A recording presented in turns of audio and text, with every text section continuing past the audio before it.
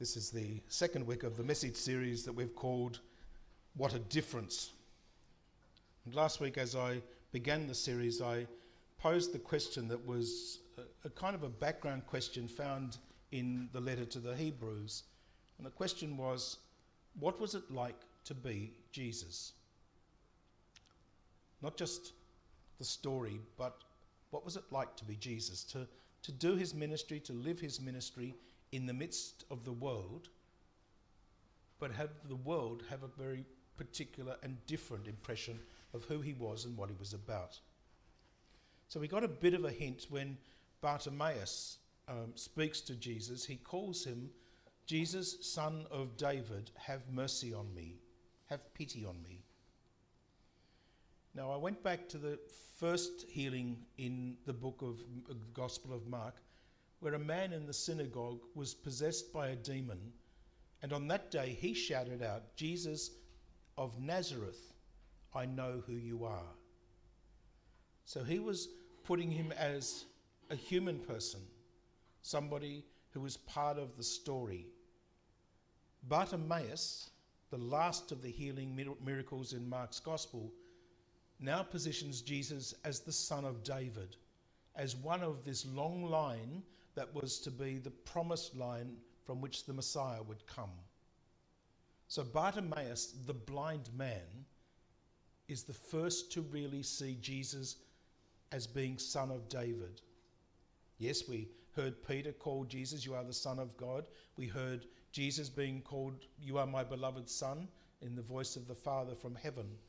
But Bartimaeus is the first one who recognizes who Jesus is in this process that is the promise of the salvation of the Messiah that would come.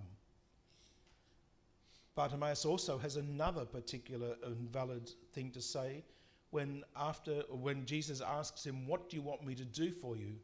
He turns to him and says, Rabboni, that I may see again.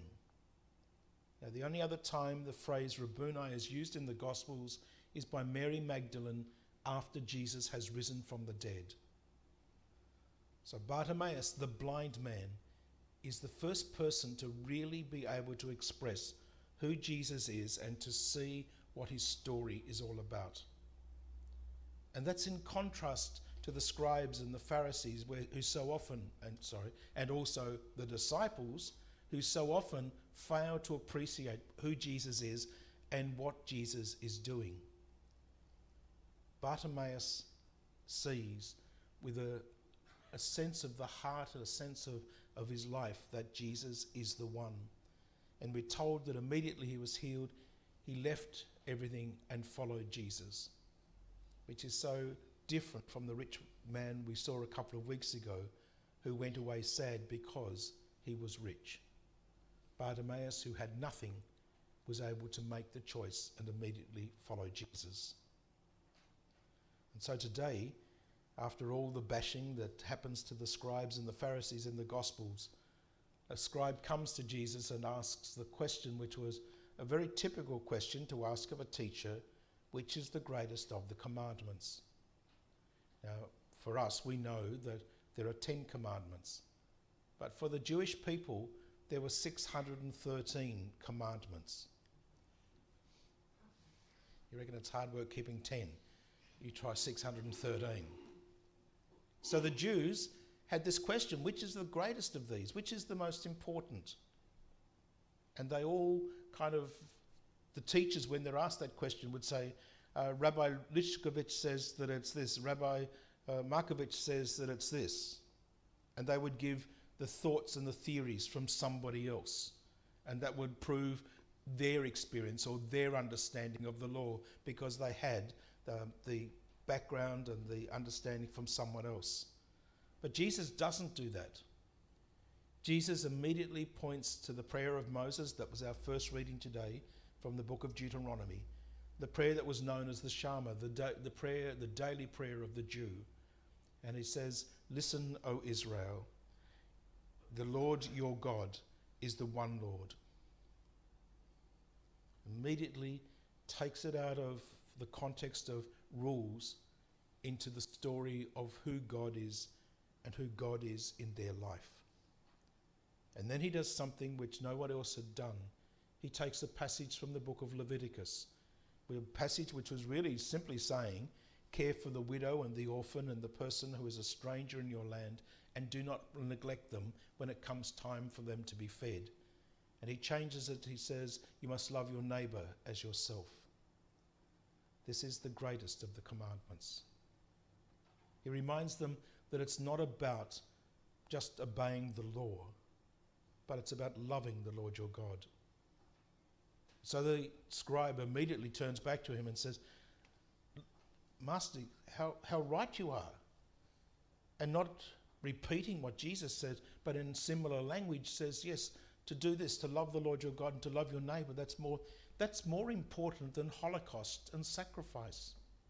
So he was saying all of those people who feel that you've got to do all these ritual things, they've lost sight of the fact that to love the Lord your God and to love your neighbour is the first and most important thing to do. And so the scribe, like Bartimaeus, is able to see so much further into the story of who Jesus is and what his ministry and mission is about. This is coming towards the end of Mark's gospel. So there's this awakening in the hearts of those who really want to hear the message, to know the difference, to make and understand that there is something new in this world. And Jesus is making a difference in the lives of not the leaders of the people, struggling to really touch into the hearts of the disciples to get them to grab hold of what he's saying. But it's the people like Bartimaeus and the scribe who are the ones who understand. And there's another aspect of the story of the scribe's response, or at least Jesus and his response. He starts off by saying, listen, the Lord your God is the one Lord. He asks us to listen. So often our prayer is, listen, Lord, your servant is speaking. The prayer should be, speak, Lord, your servant is listening.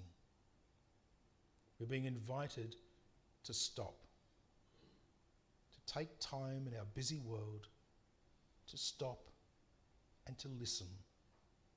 Because if we don't listen to God, how will we ever know what God is asking of us to do?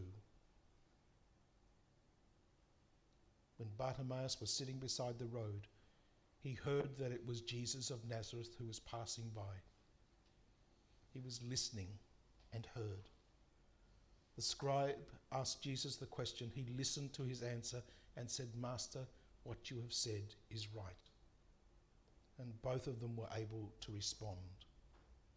The call for us is also to listen, to take time to experience stillness so that we can hear God speak to us.